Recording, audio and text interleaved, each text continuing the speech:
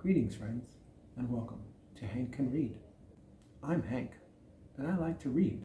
Today we're going to be talking about Stephen King's novel, Pet Sematary, a novel that consistently ends up in the top 10 of many readers' favorite King novels.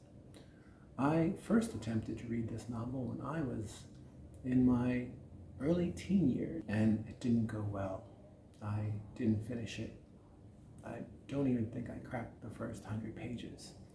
But, a book like this, it's really not the easiest thing to read when you're 13 or 14 years old. And where it lands on the HCR should you read it scale, which essentially is a 1 through 5 scale, beginning with 1 at the lowest, with a total skip, and 5, yes, you should go read this immediately. Yes, you should read this book. It is a very well-written novel. And on the scale of 1 through 5, I have gone back and forth on this and decided to give it a 4.5 rating. Only because of the issues I have with Mr. King and his writing.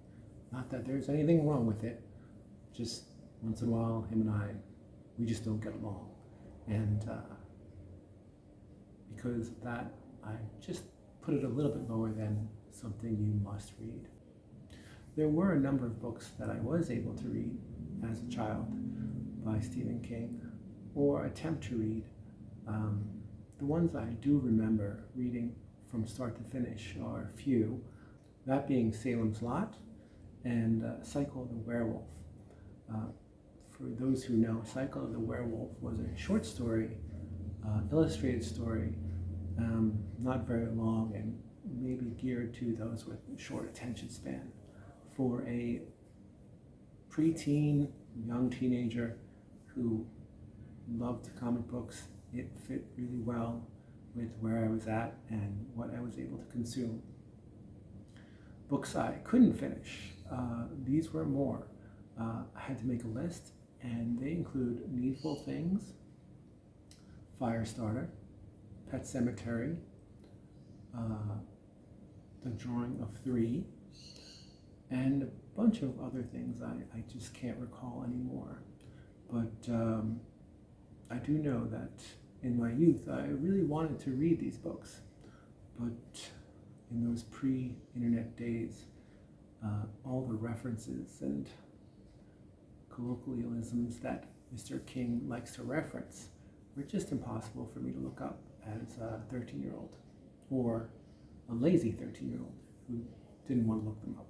Part of the reason that these books were started but not really finished was they were really geared towards ambitious young readers, and while I think I was one of those, I turned out not to be.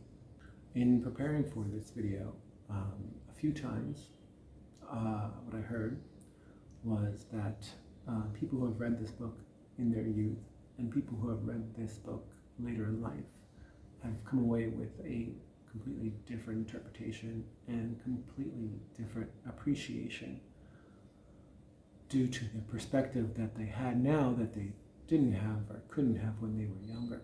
This is a novel that if I had completed as a youth, I don't think I would have appreciated, or better said, understood everything that was happening. I would have read it for the visceral story of loss and horror and evil, but probably not have appreciated the undercurrent of deeper questions that Mr. King brings up and forces the reader to take a moment and think about their own, mortality, for lack of a better word. And only someone who is in the middle of their life can probably appreciate what Stephen King is really getting at and going beyond in this novel, which is why it's probably so highly valued and regarded in this sense.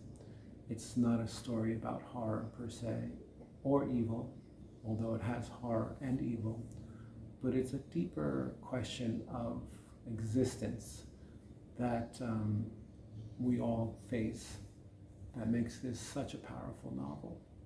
As a young person, I don't think I would have appreciated or even perceived what Mr. King was doing here and writing about. This is a story about living and dying and resurrection. And those are some pretty powerful concepts. And I'll use the word concepts because for this discussion, it's probably the easiest way to summarize what they are. And as someone who has perspective and has made some of the realizations that the main characters do within this book, it gives one pause to the point where it's not the story that's most terrifying, it's the underlying things that drive the story and drive the characters that make it most frightening and scary. What I do like about this story, and I found very interesting, is I took the time to read the introduction, which as a youth I didn't tend to do for some reason, and nowadays I think it's really important to read the introduction to the book you're about to read because it gives insight, and insight is always just makes it more enjoyable usually. And in this introduction, Mr. King goes back roughly 20 years after writing the book and provides some background to how this story came about without giving away too much of the plot. But for a 40-year-old book and 2 movies, I'm hoping those watching this have some understanding of what the story is about. It's about a young family moving to the country and experiencing the loss of some pets and some children, and tough decisions made by adults to essentially how to deal with their grief.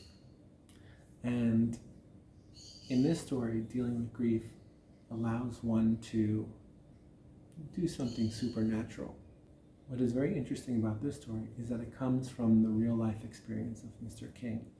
And when he talks about how the story developed and was written, it really comes directly from his own personal experiences, except the part that he embellishes.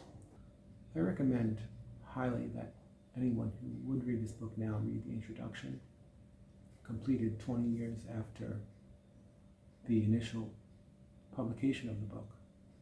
Mr. King goes over how people have interpreted the book, how he felt in writing it, and how the story came about.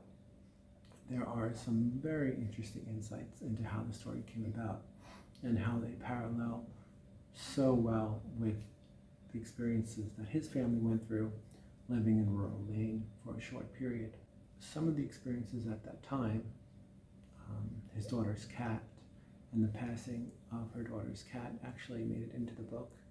And this connection between what really happened and how it was utilized to tell a story just makes it much more real and much more enjoyable.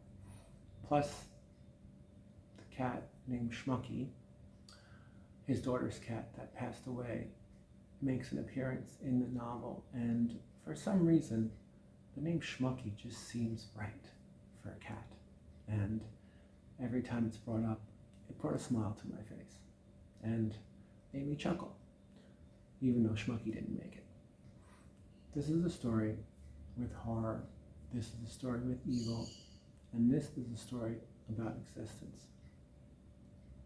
And it's the part about existence that makes it recommended for you to read.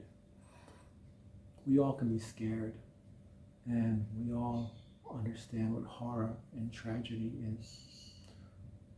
But it's the tapping into reality, the reality of what we all face. I can understand why, for Stephen King, this is one of his most scary novels. and one which he says is the scariest he's ever written, because no matter when you read it, you're going to be scared. And the older you are, the more scared you will be. One of the greatest takeaways from this read, and something that I really feel that Mr. King wanted us to take away, was that when faced with decisions, and tough decisions, we have to live with the consequences of those decisions.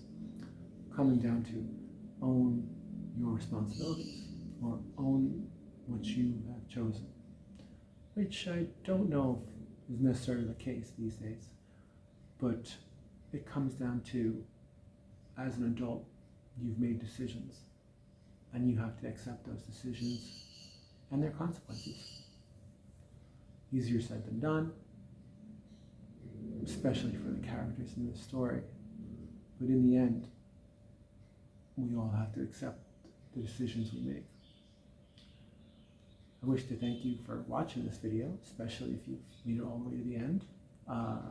We have a Discord group that you are all welcome to join, and I will leave the details in below. We are currently reading Mostly Come Out at Night by Benedict Patrick, and we are discussing that in the month of August. So if you would like to join that discussion, please feel free to come into the Discord and let us know what your thoughts are.